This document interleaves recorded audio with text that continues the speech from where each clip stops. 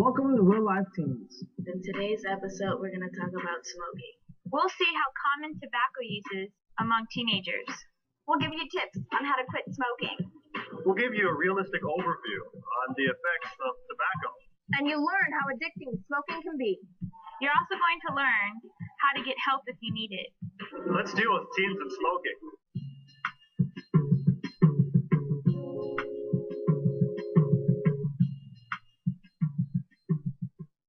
People that are smoking are trying to send out signals about themselves, like, look, I can do this and you can't.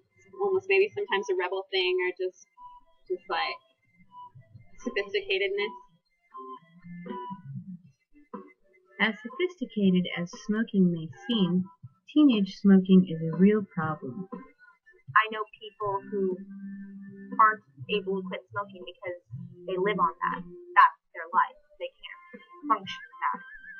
Well, it first started, when peer pressure. That's how it starts. But cigarettes are addicting, and they really can't stop. And they just smoke, mostly at parties. It's the way that people live, the way that they live party. Tobacco is highly addicting, but many teens use it to try to create an image for themselves. A lot of people start it because they think it's cool, and they think people will look at them and think, oh wow, they're smoking, they must be cool. Their friends start smoking, and they want to end up smoking just to fit in with the crowd. Teens may choose to start smoking due to peer pressure or personal reasons. I've never really been pressured into anything. It's more as if I'm going to do it, it's because I want to.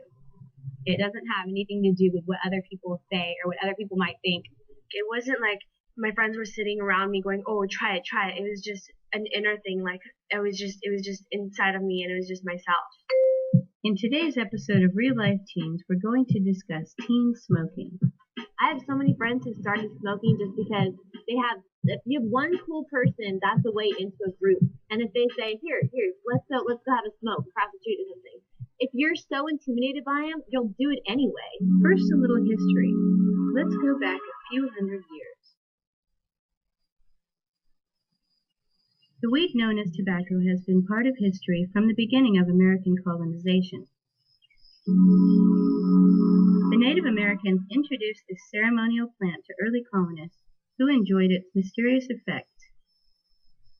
The early colonists were settled partially to provide this plant to Europe, which had quickly become addicted. It took well into the 1900s before any dangerous health risks associated with tobacco use became widely publicized. What researchers found was horrifying. There are over 4,000 chemical compounds in tobacco smoke, including 40 which are known cancer-causing agents.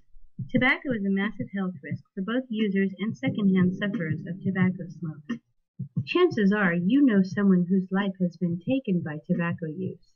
My grandfather, unfortunately, he smoked, from the time he was a teenager until he found out that he was diagnosed with cancer in 3 places, the brain, the pancreas, and the lungs, and he lasted about 6